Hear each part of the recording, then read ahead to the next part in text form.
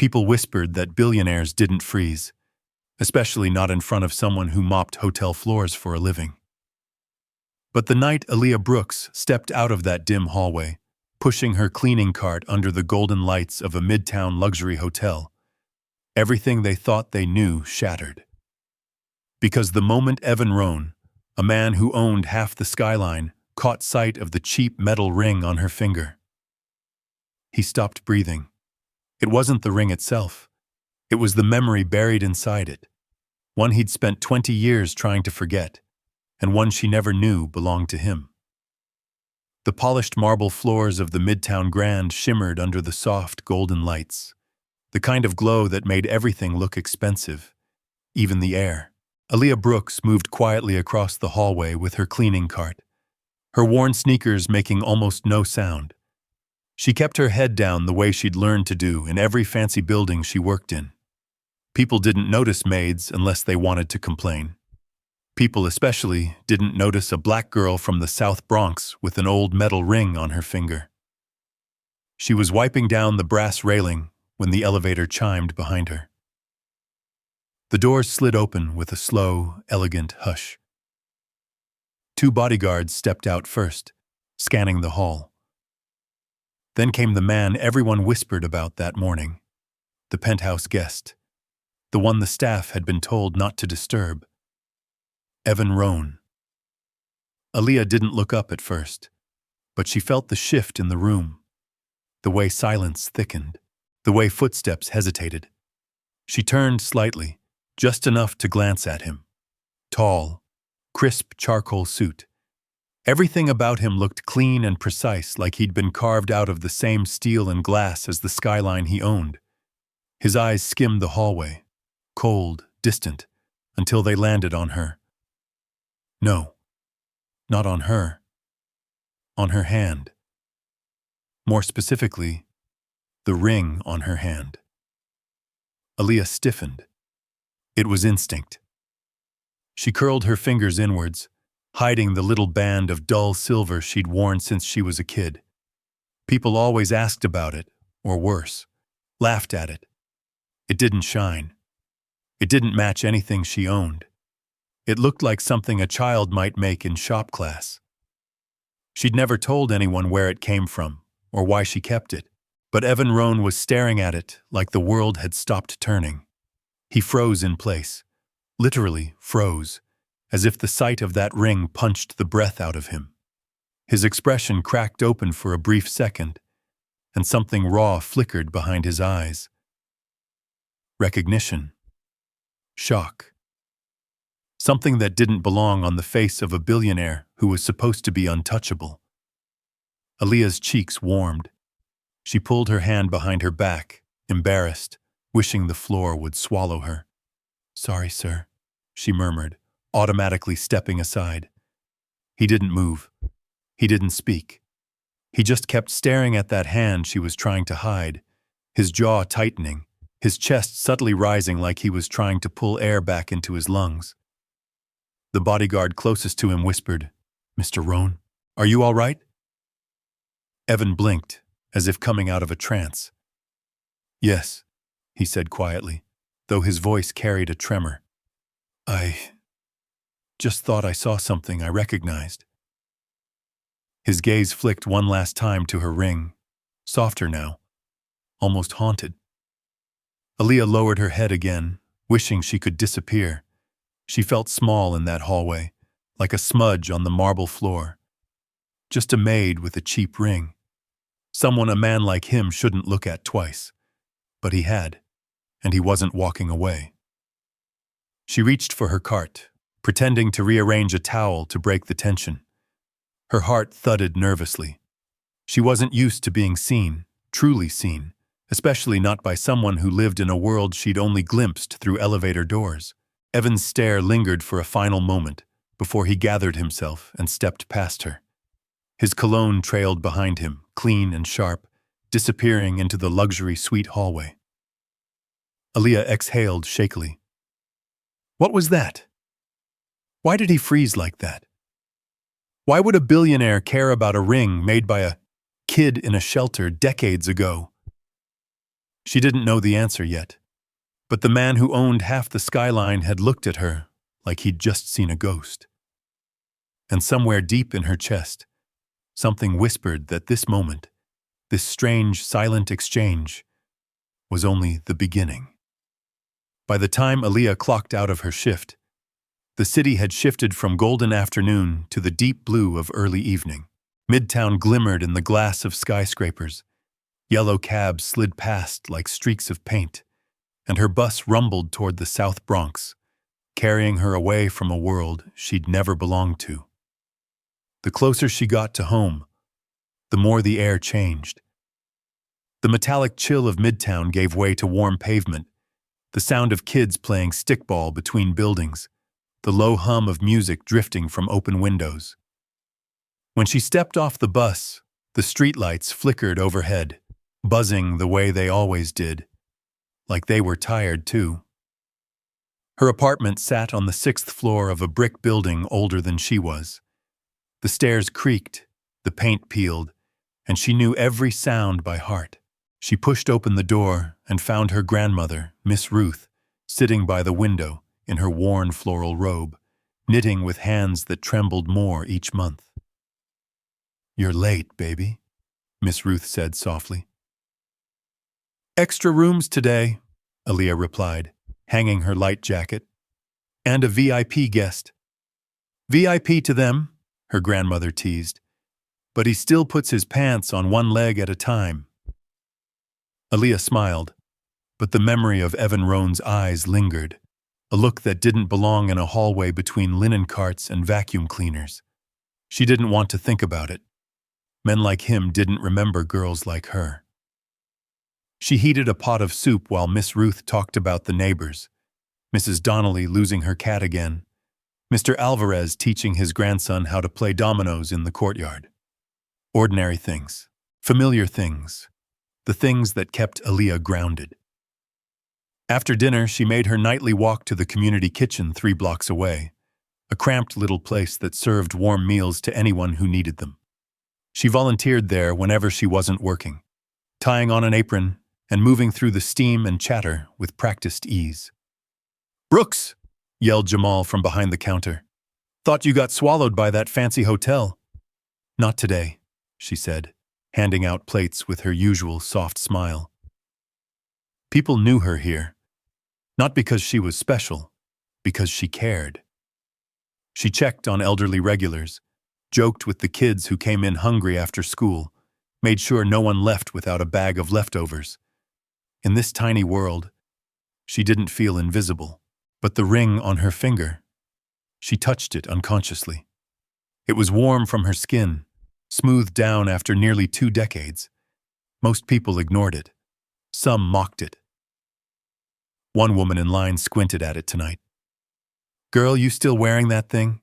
Looks like a bottle cap someone hammered flat." A few people chuckled. Aaliyah's cheeks heated. She tucked her hand behind her back. "It's important to me," she murmured. "Yeah, sentimental trash usually is," the woman said, taking her tray and moving on. Aaliyah swallowed the sting. She'd learned long ago that the world didn't always know how to treat kindness, or memory, or anything fragile. She finished her shift, then headed home beneath the flickering streetlights. On the way, she passed the mural at the corner, 2 children sitting on a rooftop, watching birds fly free. It always pulled at something inside her. She remembered another rooftop, another night sky, another kid sitting beside her. A boy with skinny arms, scared eyes, and a mind full of plans he never said out loud. The only friend she had at the shelter. The boy who'd carved this ring out of scrap metal, slicing his fingers in the process. "You're not invisible, Aaliyah," he'd whispered once. "One day someone will see you." He promised he'd come back, but promises were fragile things, especially for children in places like that. She never saw him again. Now, standing beneath the street lamp, the memory pressed tight against her ribs. Why had that billionaire looked at her ring like that? Like he'd seen it before? She tried to shake the thought away. Nothing good came from wondering about worlds you didn't belong to. Back in her apartment, Miss Ruth was already asleep. Aaliyah slipped into bed quietly, exhausted but restless.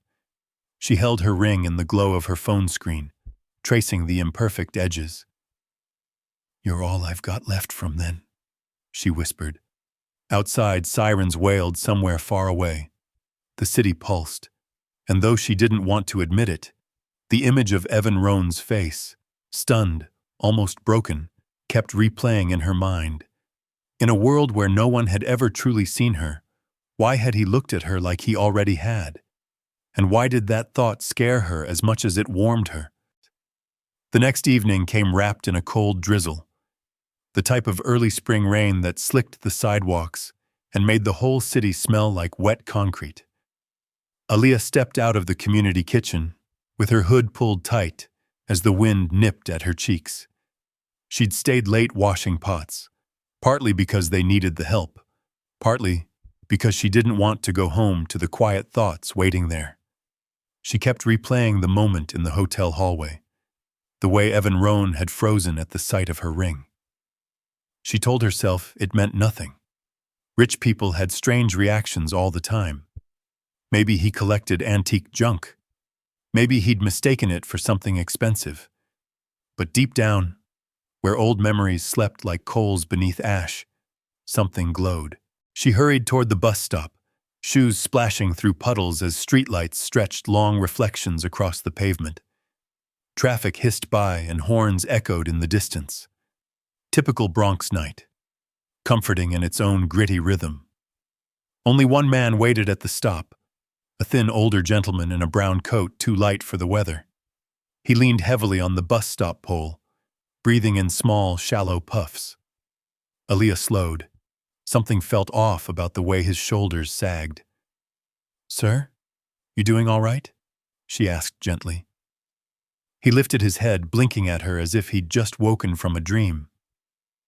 "Just a little dizzy," he muttered. Before she could respond, his knees buckled. The man crumpled to the sidewalk, hitting the wet concrete with a soft thud that was almost swallowed by the rain. "Sir!" Aaliyah dropped beside him, water soaking through her jeans. People walked past. Some turned their heads, some didn't bother, but no one stopped. She eased his head onto her lap, shielding his face from the rain. "You're okay. I'm right here," she murmured, reaching for her phone with one hand and dialing 911. Her voice stayed steady even as worry surged through her chest. "Yes. I need an ambulance at the bus stop on 3rd and Howard. Older male, maybe fainted," the dispatcher answered with calm instructions, while the man shivered weakly. Aaliyah slipped off her jacket, thin as it was, and draped it over him. "Keep breathing, sir. Help's coming." She squeezed his hand gently, the same way her grandmother used to calm her during storms. He clutched back, surprisingly strong. His eyes fluttered open. For a moment he stared at the ring on her finger. Really stared. And something strange flickered in his expression. Recognition? Memory? "You!" His voice cracked. "That ring. I've seen it before." Aaliyah frowned softly. "It's just an old thing. Had it forever." He tried to speak again, but his breath seemed to catch. Before she could ask what he meant, red and blue lights washed over the wet street as the ambulance pulled up. Paramedics hurried out, voices sharp and controlled. They thanked her as they lifted him onto a stretcher, checking his pulse, covering him with warm blankets. The older man reached for her one more time. "Don't lose that ring," he whispered. "It matters." Then he was loaded into the ambulance, doors shutting with a hollow thump that left Aaliyah alone under the flickering streetlight, soaked through, heart thudding. She didn't know him. She'd never seen him before tonight. And yet he'd looked at her with the same stunned recognition Evan Roan had shown. Two men, two completely different worlds. one old ring. The rain eased into a mist as the bus arrived. Aaliyah stepped on board, dripping water onto the metal floor, still shaken, still trying to understand what had just happened. As she sat down, she held the ring between her fingers. The metal felt warm, almost alive. What were the odds, really, of two strangers reacting to it like that within days? Aaliyah stared out the window as the city blurred past. Her life had always been simple, predictable, quiet. Nothing extraordinary, nothing remarkable. She preferred it that way. But this ring, this week, this man collapsing at her feet, whispering things he shouldn't know. Something was shifting around her, like a tide she couldn't yet see. And far across the city, in a penthouse built above the skyline, a billionaire was about to learn the identity of the woman who saved his father's life.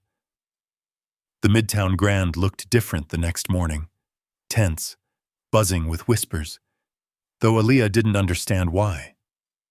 She wheeled her cart through the lobby, half awake, brushing damp curls from her forehead.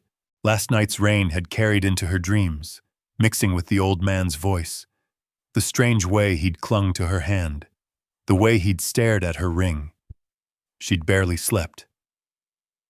As she passed the concierge desk, two workers murmured urgently, "They say the man who collapsed was Samuel Roan." "As in Roan Enterprises? That Samuel Roan?" "His son picked him up personally this morning. Looked furious." Aaliyah's steps slowed. Samuel Roan. The name echoed, familiar in the way headlines are familiar. One of the city's old guard businessmen. If that truly was the man she helped, then... A cold awareness rippled through her. Evan Roan hadn't just recognized her ring. He'd recognized something about her. She tried to push the thought away, but it clung to her like fog. By noon, she was assigned to the hotel's community outreach shift, serving lunch at the downtown shelter as part of the hotel's Goodwill program. She welcomed the change. The shelter's neon sign buzzed above the entrance as she walked in, exchanging greetings with volunteers she'd known for years. Steam rose from giant pots, trays clattered. The smell of tomato soup filled the air. This place felt safe. But halfway through her shift, the door opened and safety vanished. Because standing there, dripping rainwater onto the floor, framed by the flickering neon, was Evan Roan. Not surrounded by guards, not dressed in a suit, just standing there in a dark coat, searching the room until his eyes landed on her. The ladle slipped from her hand, clanking loudly against the steel pot. She froze. He didn't look like the untouchable billionaire from the hotel hallway. His hair was damp and tousled, his expression taut, almost vulnerable, as he approached with slow, deliberate steps. "Aaliyah Brooks," he said quietly, stopping just in front of her. Her breath caught. He shouldn't know her name. Not unless... "My father told me," he continued. "The man you helped last night. That was Samuel Roan. He described you. And... your ring." Her heart thudded painfully. "Is he all right?" "He will be," Evan said. "Thanks to you." His gaze drifted to her hand again. Not judging, not confused. Just shaken. Aaliyah swallowed hard. "I didn't do anything special." "You stayed with him," Evan said. "Everyone else walked by." His voice softened. "You have no idea how rare that is." She didn't know what to do with praise from a man like him. It felt too heavy, too exposed. "I'm sorry he scared you," she murmured. Evan shook his head slowly. "You didn't just help him. You helped me, too." She blinked. "How?" He hesitated, as if weighing something private, something long buried. "Because last night when he described you, he mentioned your ring." He exhaled shakily. "And I knew exactly who he meant." Her skin prickled. because he wasn't talking about the man she helped. He was talking about her.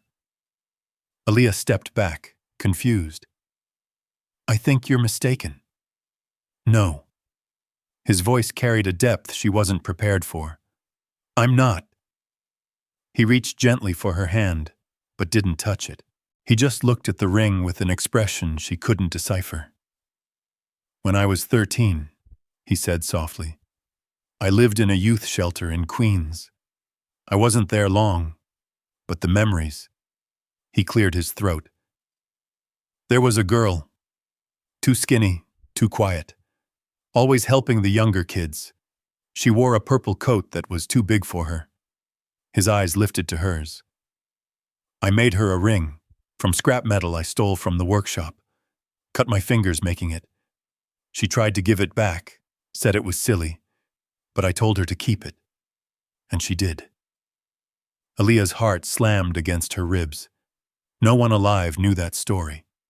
No one. Her voice came out barely above a whisper. "That girl's name was Aaliyah." "Yes," Evan said. "And she disappeared the night I got transferred out.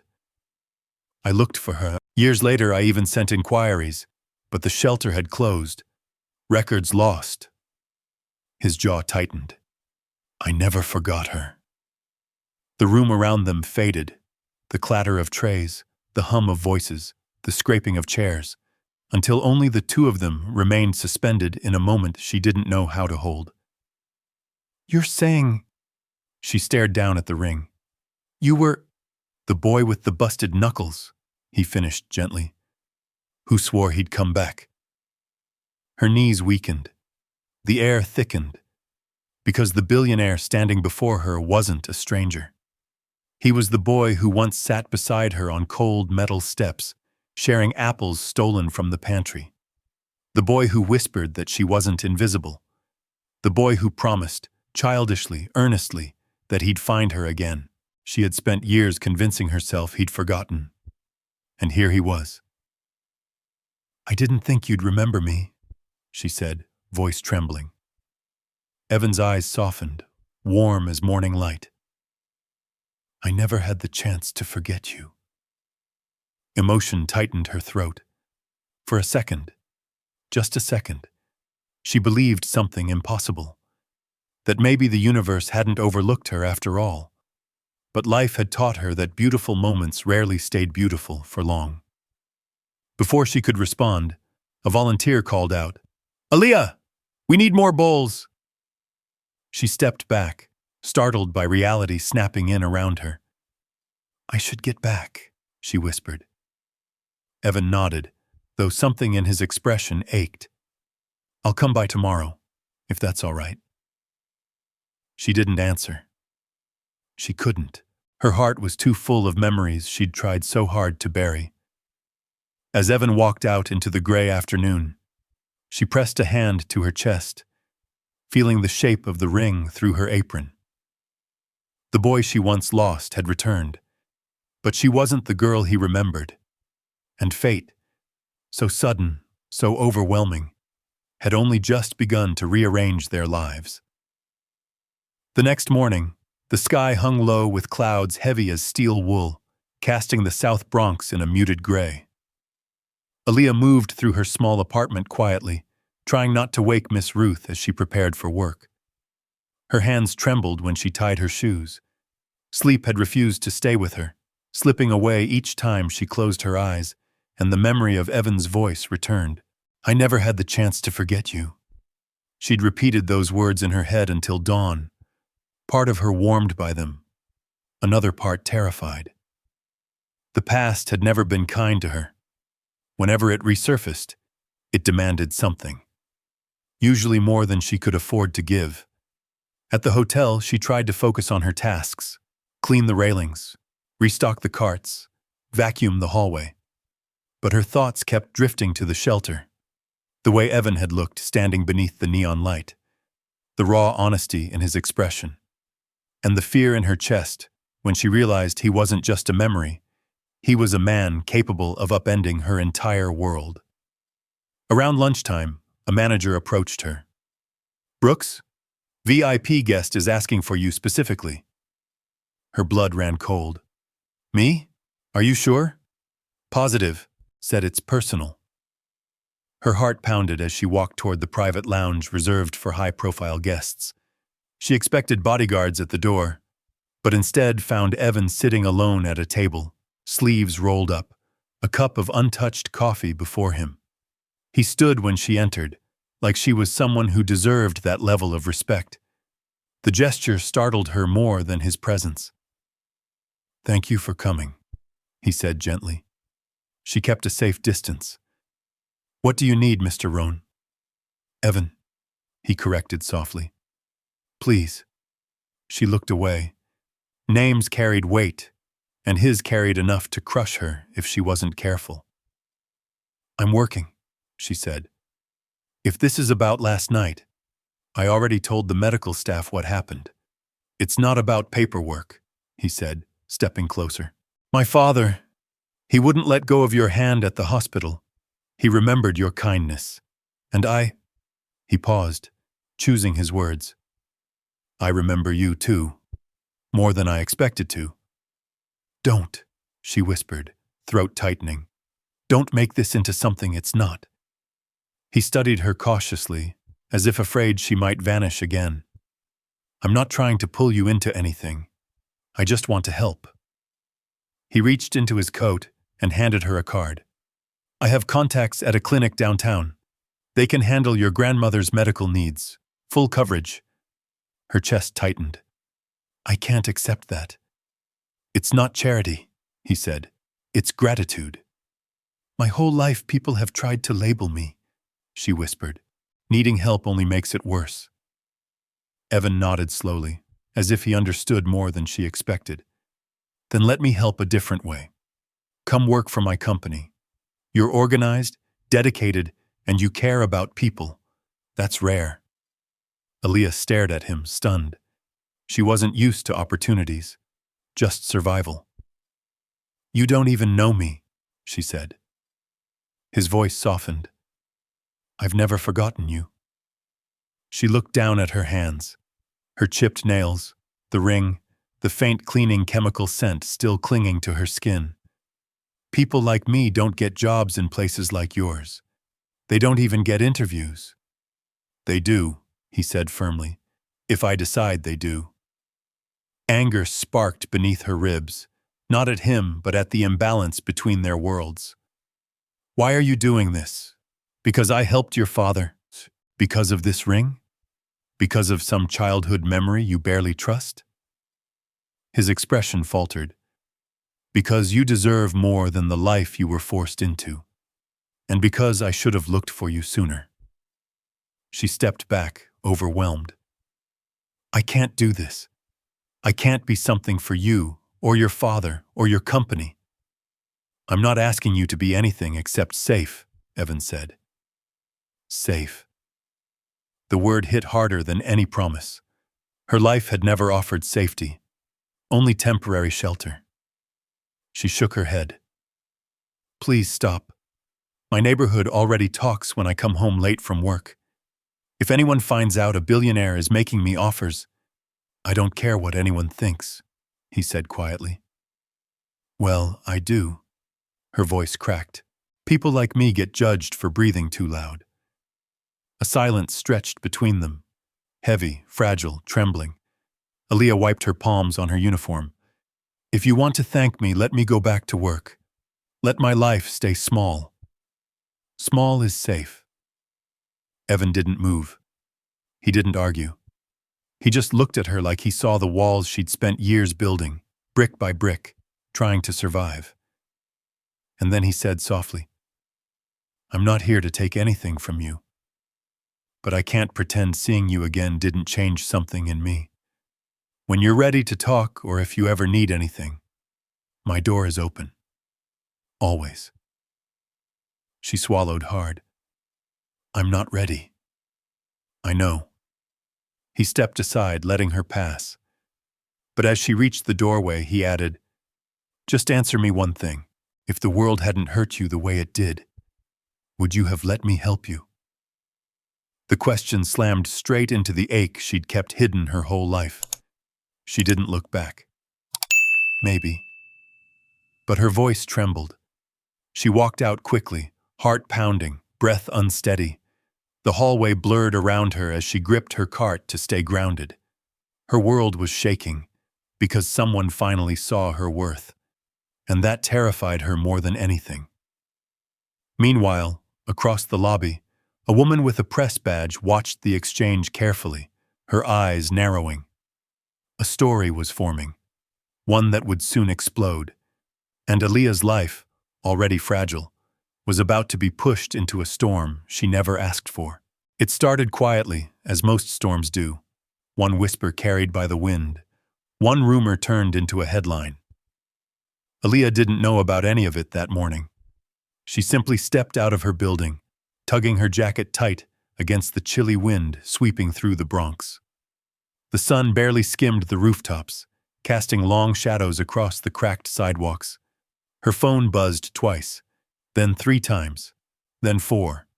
She ignored it at first, probably promotional texts or a friend checking in. But when she boarded the bus and the screen lit up with unknown numbers and news alerts, dread slid cold through her stomach. She hesitated before opening the first link. Found. The Maid with the Billionaire's ring. A 20-year-old connection? Coincidence or something else? Aaliyah's breath seized. A second headline followed. The orphanage boy and the housekeeper, fairy tale or calculated plan. Her heart hammered. The bus rattled past familiar storefronts, but her world was no longer familiar.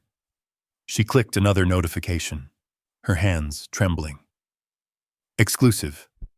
Staff at Midtown Grand confirm billionaire Evan Roan has been meeting privately with a maid he recognized. Sources say she saved his father's life. The article included blurry photos, her silhouette outside the shelter, her entering the hotel, Evan stepping out of a black SUV. They looked connected even when they weren't touching. Someone online wrote, "Girl's been plotting this since the orphanage. Watch." She saved his dad? Convenient timing. These girls always target powerful men. Aaliyah's throat tightened.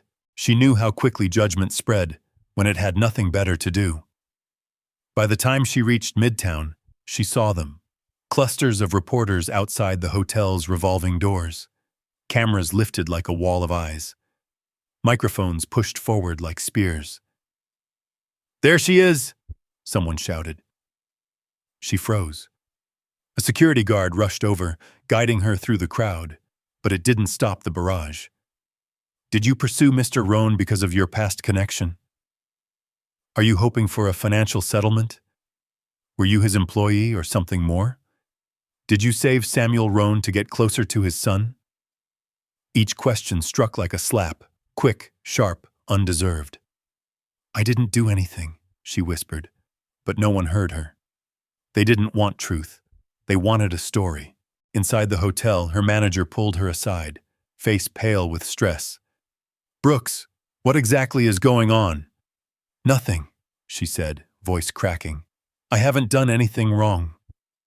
"Well, someone out there thinks you have. Paparazzi are at every entrance. Corporate's nervous. We might need to put you on leave until this dies down." Leave. The word crushed her. "Please," she whispered. "This job, that's all I have." "I'm sorry, Aaliyah. It's not personal, it's optics." She walked away, numb, barely feeling the carpet beneath her feet. Even the luxurious hallways felt hostile now, like the walls were pushing her out. At noon, she called home to check on Miss Ruth. Her grandmother's voice trembled. "Baby, reporters were outside the building this morning. I told them to go on, but they kept asking who raised you, whether you were after that man's money. I didn't know what to say." Aaliyah's eyes burned. "I'll handle it, Grandma. I promise." But she didn't know how. When she stepped out of the employee exit, cameras flashed again. A reporter pushed a microphone toward her. "Aaliyah, people are calling this a 20-year plan. Care to comment?" She backed away. No, please leave me alone. Did you target Evan Roan because of your shared past in the youth shelter? No, she whispered. Did you seek him out for financial gain? Her voice came out thin. It wasn't like that. But her words were swallowed by voices louder and harsher than hers. It took 3 security guards to clear a path so she could run, literally run, to the bus stop. She collapsed onto the bench, shaking so violently she had to grip the edge to stay steady. Her phone buzzed again. A message from Jamal at the community kitchen. Sorry, A. They're here too, asking questions about you. Maybe lay low for a while. Then another from a neighbor. Saw you on the news. You okay? Then another. People saying stuff online. Don't look. But she did, and the comments carved into her like cold metal. Girls from the Bronx always playing the long game. Bet she wore that ring on purpose. She's not a hero. She's an opportunist. Her chest tightened until she couldn't breathe. She curled forward, hands trembling around the ring. Her only piece of childhood. The only thing that had ever made her feel worth something. Now people were using it to tear her apart. A bus pulled up. She boarded without remembering how, staring blankly out the window as the city blurred into streaks of gray and neon. Far across town, in a glass tower rising above everything she'd ever known, Evan Roan saw the same headlines, and something inside him went cold. The storm had begun, and he would soon be forced to choose between the world he built and the girl who wore the ring he made with his own bleeding hands. Evan Roan had been in tense meetings before, mergers on the brink of collapse, markets crashing overnight, negotiations that decided the fate of entire companies. But nothing felt like the weight pressing against his ribs when he stepped into the boardroom that morning. The floor-to-ceiling windows gave a view of Manhattan bathed in cold silver light. The city stretched outward, vast and indifferent. Inside the glossy room, 12 executives in tailored suits waited for him, papers aligned, expressions tight. His father's seat at the head of the table sat empty, a reminder of why everything suddenly felt fragile. Richard Hale, the lead board member, cleared his throat. Evan, we need to discuss the situation. The situation. The word tasted like rust. Evan sat, jaw clenched. If this is about my father, he's recovering. That should be the priority. Richard steepled his fingers. This isn't about Samuel. It's about you and the story flooding every major outlet. A screen lit up behind him, displaying the headlines Aaliyah had cried over just hours earlier. The Maid and the Billionaire. A Bronx girl's 20-year plan? Romance or scandal? Evan felt something dark coil in his chest. Turn that off. Richard didn't. We've worked too long to secure the Roan Hallmark merger. The investors are nervous. They expect reassurance. Evan kept his voice level, though it took effort. The only thing I owe them is transparency.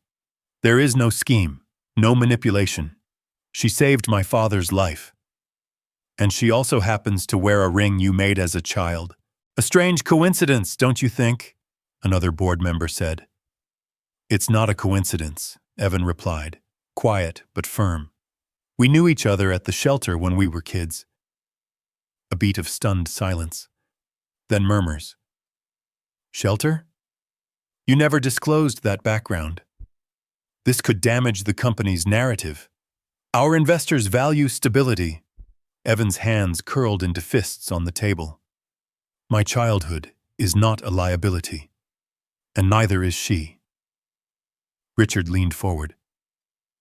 We're not asking you to sever ties with your past. We're asking you to step back from this woman, publicly, temporarily, until the merger finalizes. Step back, distance himself, pretend she didn't matter. The words landed like rocks. And if I refuse? Evan asked.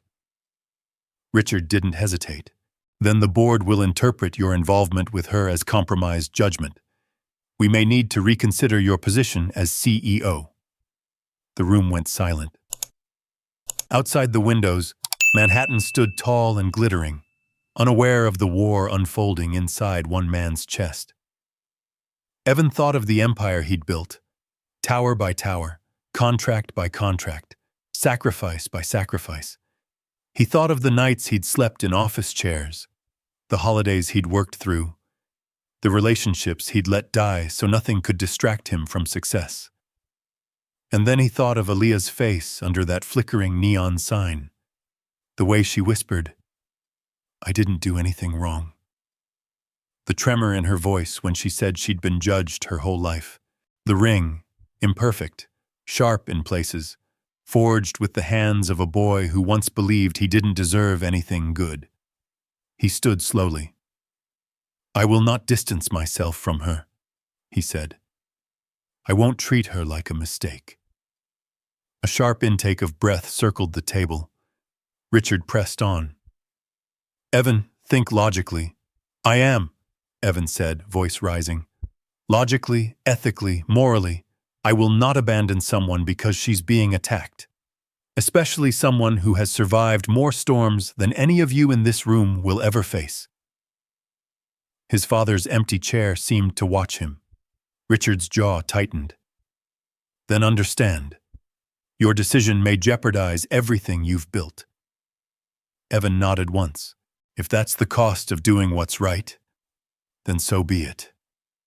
He walked out before they could respond, the heavy doors closing behind him with a low thud.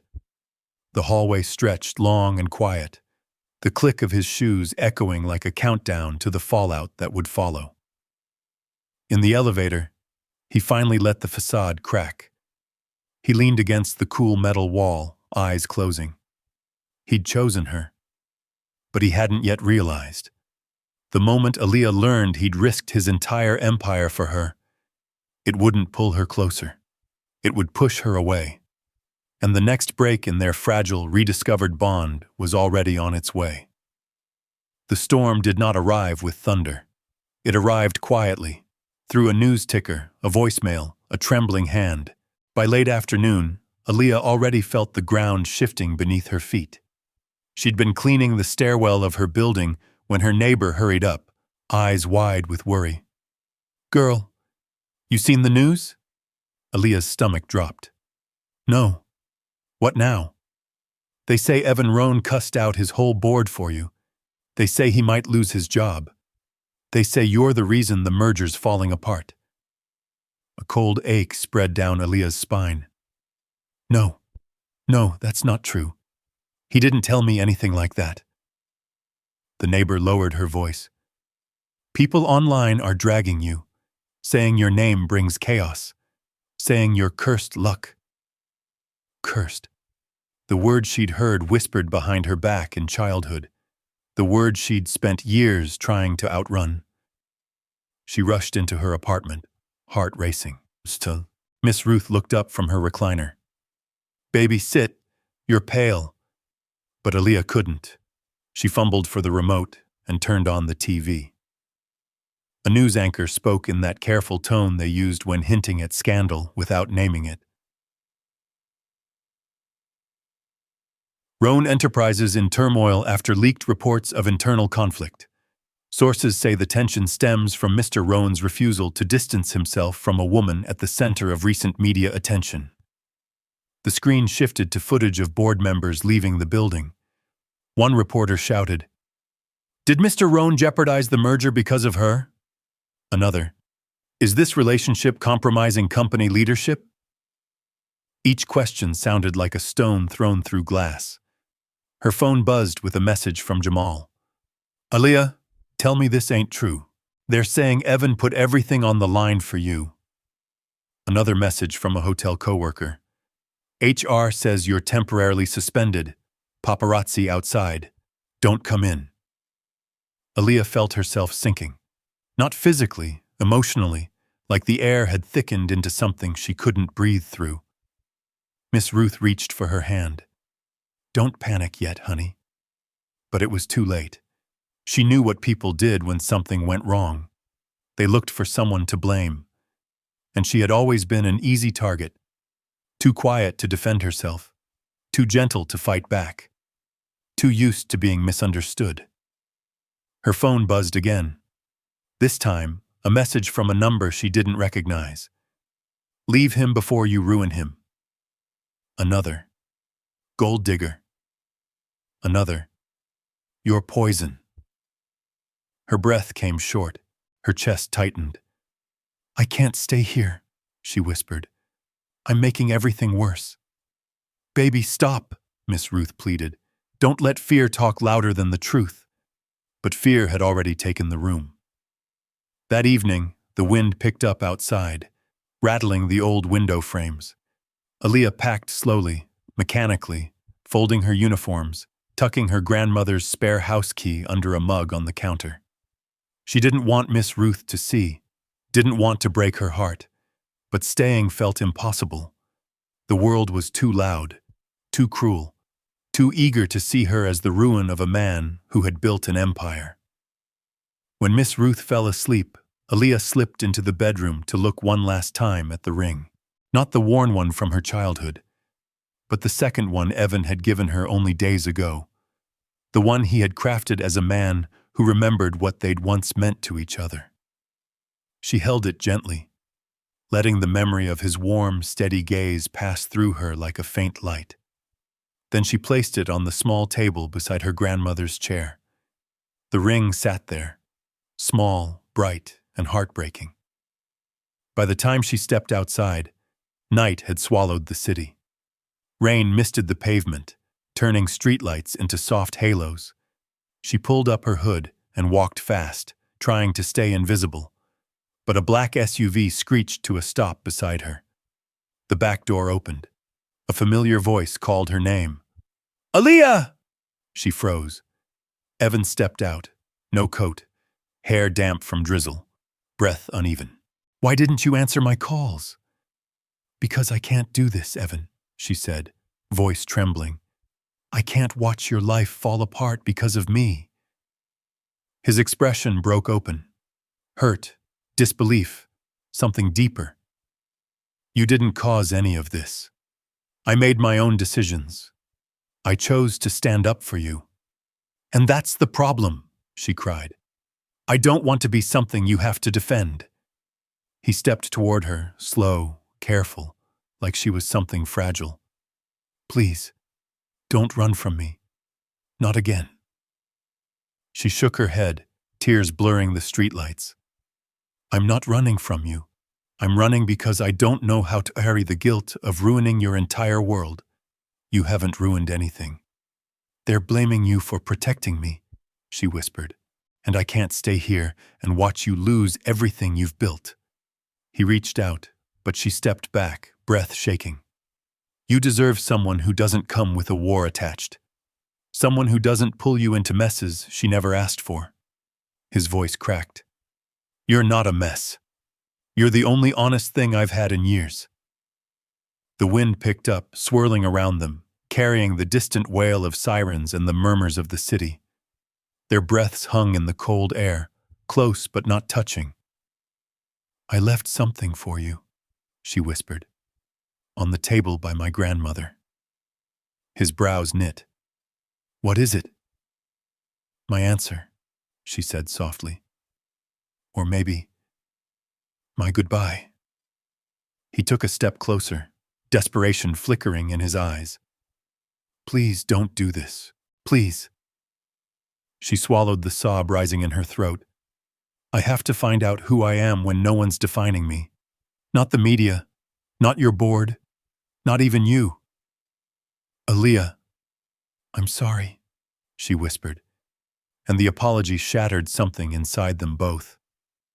She turned and walked toward the corner, suitcase wheels whispering over the sidewalk. Evan watched her until her silhouette dissolved into the dark. She didn't look back. Neither did the night. And in a small, dim apartment, 2 copper rings waited on a table. Silent proof that love could be real even when 2 people didn't yet know how to survive it. Silence has a way of stretching time, reshaping it, In the days after Aaliyah disappeared into the night, the city kept moving. Sirens, traffic, chatter, the relentless churn of life. But for Evan and Aaliyah, time thinned into something slow, heavy, and painfully quiet. For Evan, the penthouse felt cavernous, too bright during the day, too hollow at night. He had always lived in clean lines, in glass and marble and controlled spaces. But now everything felt wrong. His steps echoed. His reflection in the kitchen window looked like a stranger. Even the skyline, his skyline, looked like a world he no longer had a place inside. He tried calling her twice in the first 24 hours. No answer. Then he stopped, because he remembered the way her voice trembled when she said she needed space, and he refused to be another person who broke her boundaries. Instead, he sat in his father's old leather chair by the balcony and replayed her last words. "I have to find out who I am when no one's defining me." Evan closed his eyes against the sting. He had spent his whole adult life defining everything around him: deals, buildings, expectations, even himself. But he'd never learned how to let things simply be. His father's voice echoed in his memory. "You chase control because you're afraid of losing what matters." Now he had lost her, and he didn't know how to breathe around that truth. He poured himself into work at first, thinking routine might steady him. But the boardroom felt hostile, cold. Investors eyed him like an unstable variable. The merger he'd fought months for, once solid as steel, now wobbled, fragile as glass. Everything demanded his attention, yet nothing held meaning. By the third day, he realized something had to change. At 10:17 a.m., he closed his laptop, canceled every meeting, and drove to a quiet office half a city away. The plaque on the door read simply, "Dr. L. Foster, licensed therapist." He stood there for a full minute, hand frozen above the doorknob. He had been raised to solve problems, not unravel feelings. His childhood taught him that weaknesses were liabilities, vulnerability a danger. But losing Aaliyah wasn't a business problem. It was the crack that let everything he'd buried rise to the surface. He pushed the door open. Inside, the room smelled faintly of lavender. Soft chairs faced each other. A small water fountain whispered in the corner, its sound gentle as rain. "What brings you here today?" Dr. Foster asked him. Evan stared at the floor, then at his hands, then at the faint tremble he couldn't hide. "I don't know how to stop breaking the things I care about," he said quietly. "And I don't know how to fix myself." For the first time, he didn't try to control the narrative. He let the truth come out in uneven pieces. He talked about the shelter, the fear of being unwanted, the pressure of being chosen by a wealthy family, and the guilt that followed him like a shadow. He talked about the ring he made with hands too young to understand longing, about the girl who wore it, about the woman she became. He talked about losing her, twice. Sessions became his anchor. Week by week, the weight inside him began to shift from something crushing into something he could name. Fear, shame, hope. All tangled, but no longer suffocating. Across the city, Aaliyah was fighting her own battle. She'd returned to her grandmother's building 2 neighborhoods over, not the apartment she'd left behind. Miss Ruth's friend offered an empty room, quiet and simple. Aaliyah slept on a mattress on the floor for the first few nights, overwhelmed by exhaustion and the echo of online voices that felt too sharp to forget. But slowly, she began to find air. She cooked soup for Miss Ruth. She walked to the corner store for groceries. She visited the small community garden on 167th Street, touching the leaves like they carried answers. Her world shrank into manageable pieces. Breathing, resting, remembering. Her therapist, a soft-spoken woman named Dr. Helena Moore, sat across from her one afternoon as rain tapped gently against the window. "What brought you here today?" the doctor asked. Aaliyah stared at her ring. The ring, the one from childhood she still couldn't bear to take off. The metal felt warm in her palm. "Someone loved me," she whispered, "and the whole world said I didn't deserve it. I started to believe them." "And what do you believe now?" Dr. Moore asked. Aaliyah exhaled shakily. "I don't know, but I want to." Therapy cracked open memories she had locked away. The shelter, the loneliness, the nights she wondered why she wasn't wanted. But it also revealed something else. Resilience she had never recognized in herself. The quiet strength of survival. The stubborn light she carried even on her darkest days. She started journaling, started cooking again, started humming softly while washing dishes. Healing is slow, but she was moving. 2 months passed, then 3. Neither reached out. Neither knew how to. But both carried the weight of 2 copper rings in their hearts. Aaliyah woke before dawn one morning, the sky still a deep indigo. For the first time in years, she felt calm. Not fixed, not whole, but steady enough to face her reflection without flinching. At the same hour, on the 42nd floor of a glass tower, Evan stood by his balcony, holding the handmade ring between his fingers. 2 people, once children with nothing, now adults trying to rebuild themselves in a world that had chewed them up. Their paths were separate now. But healing, real healing, has a way of bending fate gently toward reunion. Neither knew it yet, but the silence that kept them apart was slowly preparing them. For the moment they would finally choose each other, not out of desperation, but out of strength. Winter settled over New York like a long exhale, softening the city's harsh edges beneath a thin veil of snow. The Bronx looked almost peaceful under the pale white dusting, rooftops sparkling, fire escapes lined with frost, street lamps glowing like quiet sentinels in the early evening haze. Aaliyah walked slowly along the block, bundled in a thick gray coat borrowed from Miss Ruth. The air pinched her cheeks, but she didn't mind. Something inside her felt clearer than it had in months, like all the noise had finally dimmed enough for her to hear her own thoughts again. She carried a single envelope in her gloved hand. It had taken her 3 days to write it, 3 months to feel ready, 29 years to find the courage it required.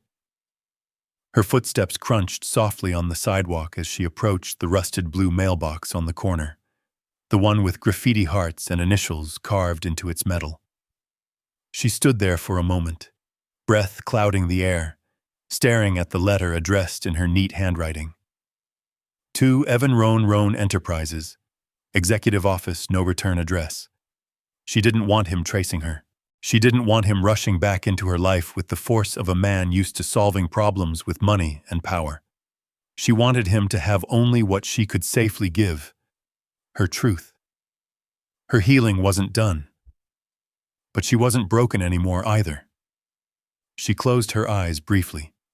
Then she slid the envelope into the mailbox slot. The metal clunk echoed, a small sound, but final, like a door gently closing behind her. The letter began its journey.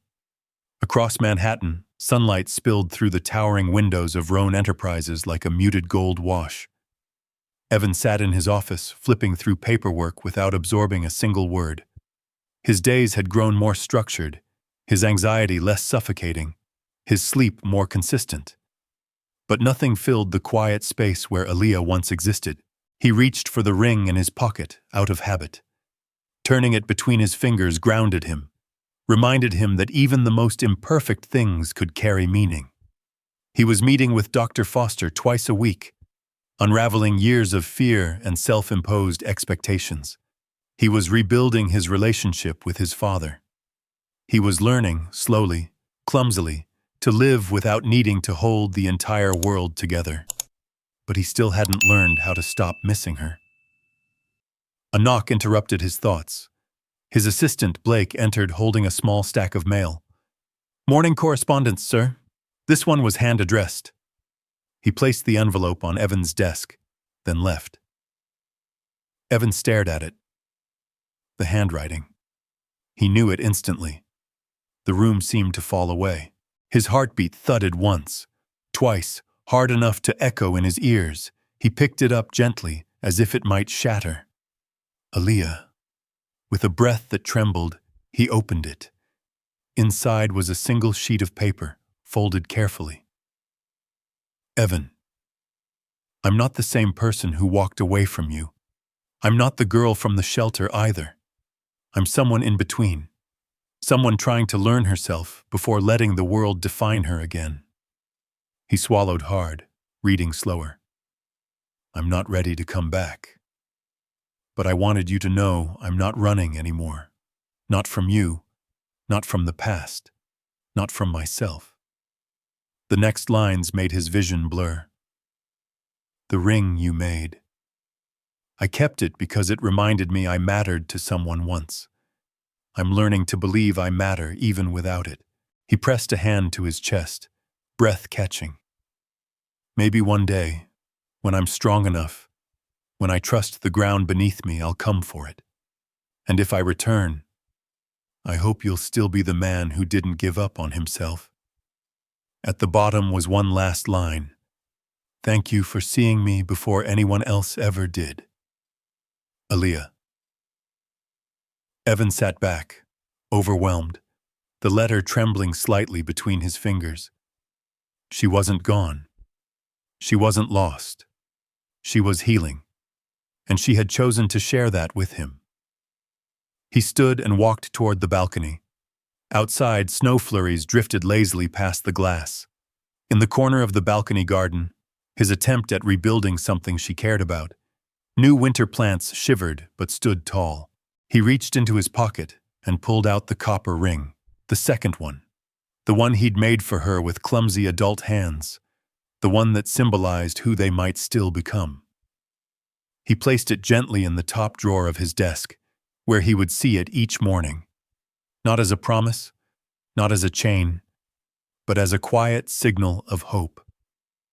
Because the girl he once knew was becoming the woman she deserved to be, and he was finally becoming the man capable of meeting her there.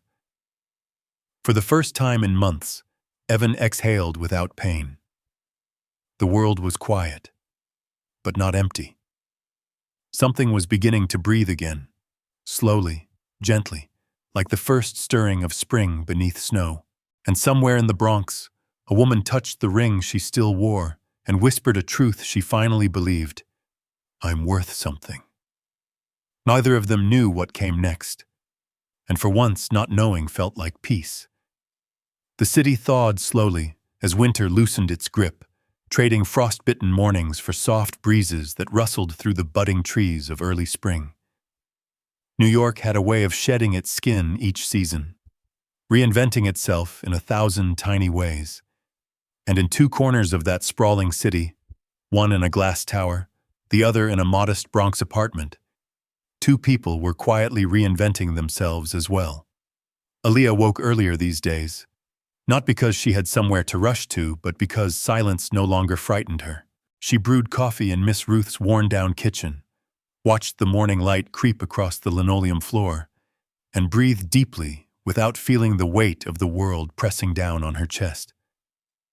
Healing was not a straight line, but it was movement, and movement felt like a victory. Her therapist encouraged her to take small steps back into the world. So she did. She returned to volunteering at the community kitchen, though she slipped in and out through the side door to avoid any unwanted questions. The regulars smiled at her, relieved she was back. The neighborhood kids tugged at her coat, asking if she could help them with their homework again. Slow, steady pieces of her life falling back into place. Meanwhile, across the East River, another transformation unfolded in quiet. Every morning after reading her letter, Evan stood at his office window and let her words settle into his bones. Not ready to come back. Not running anymore. learning to believe she mattered. Those sentences lived in him like steady anchors, gentle reminders that love didn't always mean holding on. Sometimes it meant letting someone walk far enough to find their own footing. He didn't try to search for her. He didn't try to fix her life from afar. He didn't even send a reply. Instead, he chose a different kind of action, one that didn't ask anything of her at all. The idea started as a whisper during a therapy session.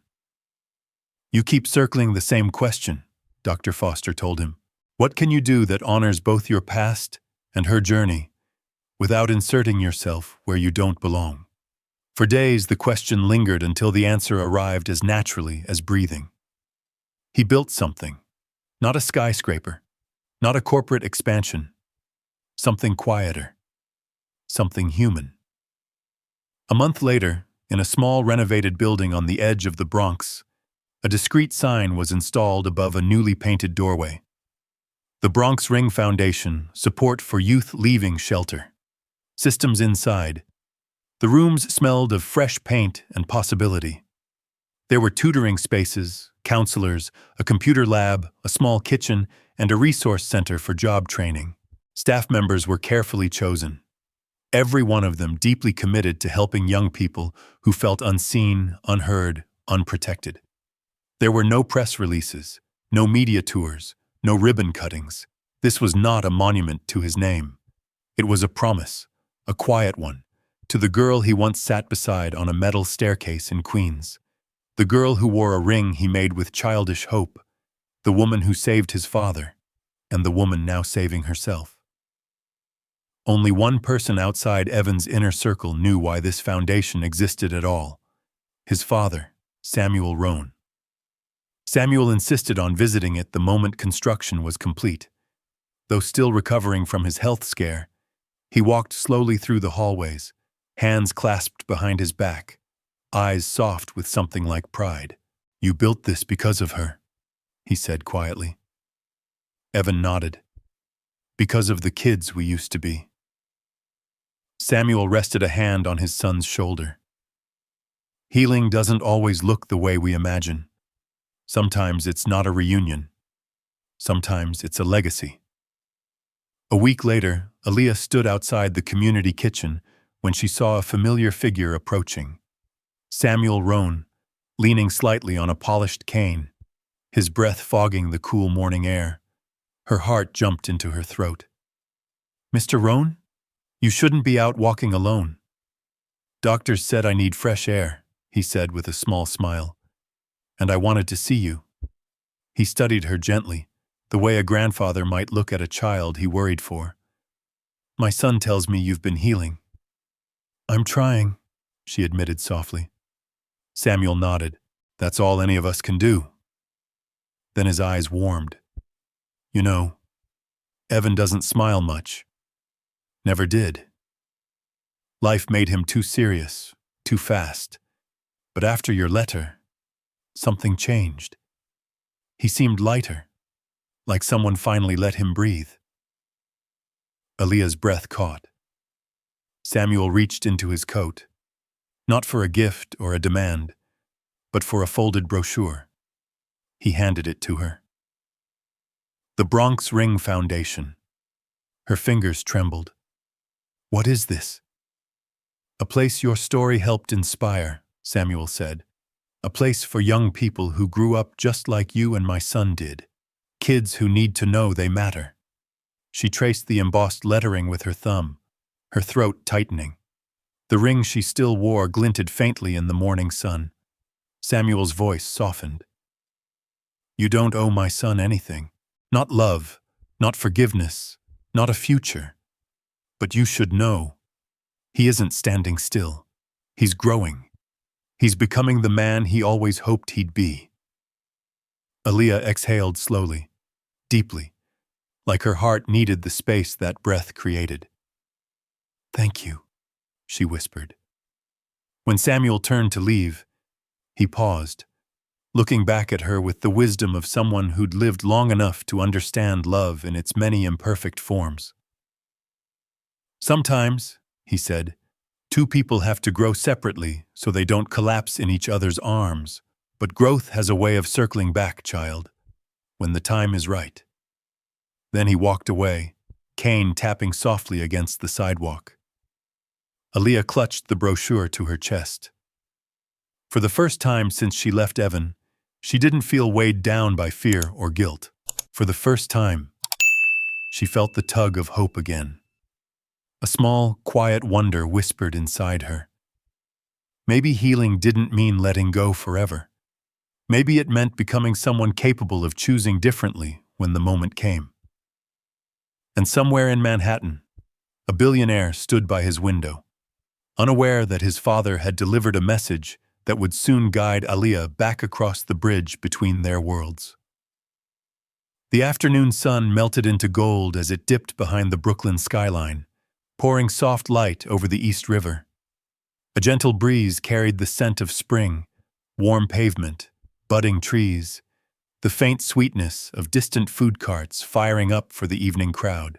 On the pedestrian side of the Brooklyn Bridge, shadows stretched long across the wooden planks as people walked slowly, savoring the quiet beauty of a day not yet ready to end.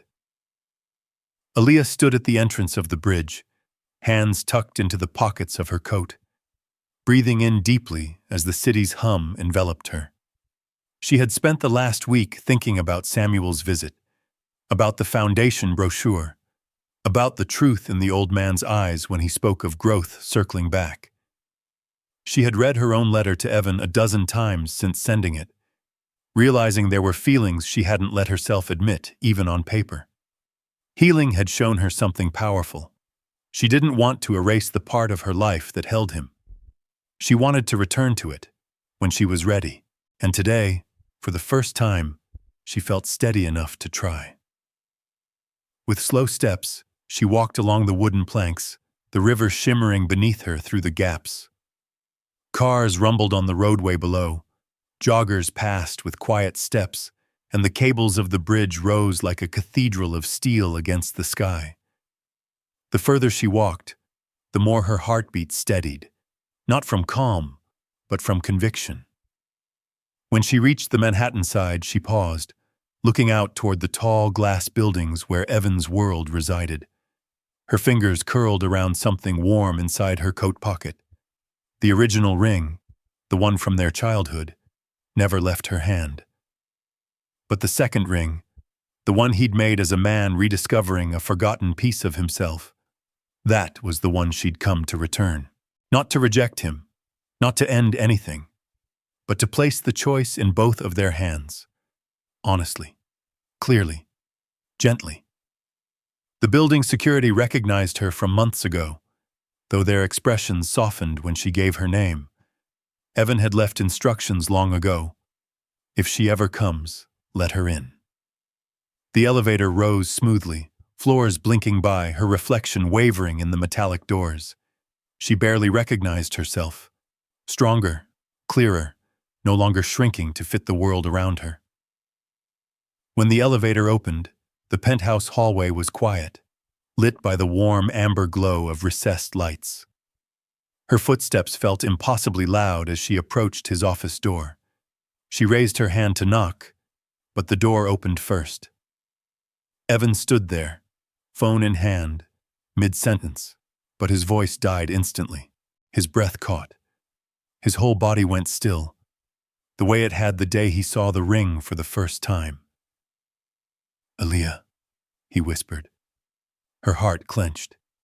He looked different, lighter around the eyes, more grounded, as if therapy and time had rewired the tension in his posture. Yet he looked exactly like the boy she remembered in one fragile, true way. He still saw her like she mattered. "I hope it's okay that I came," she said. His eyes softened, brightened, 1,000 emotions flickering quietly. "It's more than okay." They moved into his office, though, the warm light slanting across the polished wood floors, casting soft shadows. On his desk, half hidden beneath some papers, she saw the copper ring he'd made for her, the imperfect one she once left behind. A deep, steadying breath filled her lungs, as she reached into her coat pocket. "I came to return something." She held out the second ring. Evan didn't touch it. Not yet. His gaze lifted to hers, searching. "Are you saying goodbye?" "No," she said softly. "Not goodbye. Just truth." He swallowed hard. "Tell me." She placed the ring in his palm gently, her fingers brushing his skin. "This ring, it belongs to the people we might become, not who we were when everything was breaking."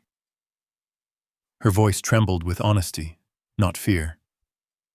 "I came because, for the first time in my life, I feel strong enough to choose something instead of running from it." He stared at her, eyes glistening, breath uneven. "And what are you choosing?" he asked. She offered a small, fragile smile. "To give us a chance, but not out of fear. Not because we're clinging to the past. Because now, finally, I know who I am." The silence that followed was not empty. It was full. Full of the weight of everything they endured apart. Full of hope that didn't demand anything immediate. Evan set the ring on his desk and stepped toward her, not to hold her, not to claim her, but to meet her where she stood. "You don't have to decide anything tonight," he said softly. "Or tomorrow. I'm not here to push or rush you." "I know," she whispered. "I'll be here," he added. "Not to keep you, but to receive you, if you ever choose to stay."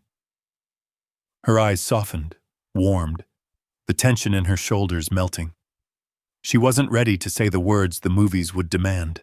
She wasn't ready to fall into his arms and promise forever. But she was ready for this moment. A beginning defined not by desperation, but by healing. She looked up at him, golden light catching her face. "Then let's start here. Quiet, honest, slow." He nodded, a smile touching the corner of his lips, the gentlest smile she had ever seen on him. They walked toward the balcony, the evening sun stretching across the city in a ribbon of gold. Standing side by side, they looked out at the world. Two people who had learned the hardest truth. That love doesn't always mean staying. Sometimes it means leaving long enough to find yourself. And sometimes, when the time is right, it means finding your way back with a steadier heart. Aaliyah touched the old ring on her finger. The first one. The one she had never taken off. "I kept this," she whispered. Evan glanced at it, emotion thick in his throat. "I know. And one day," she continued, voice low and full of quiet promise, "when I'm certain, I'll come back for the second one." The sun dipped, painting their silhouettes in amber light. Two people, not holding hands, not making promises they weren't ready to keep, just standing there, present, whole, finally unbroken. And somewhere deep in their chests, hope unfurled like dawn over the water. If this story touched your heart, please leave a comment. Before you go, I'd love to hear from you. Drop a simple 1 if you felt the emotion in their journey, or a 0 if you just want them to find their way back to each other someday. Your voice helps these stories live a little longer. And if you want more tales of resilience, love, and second chances, make sure to subscribe so you don't miss the next chapter we tell together.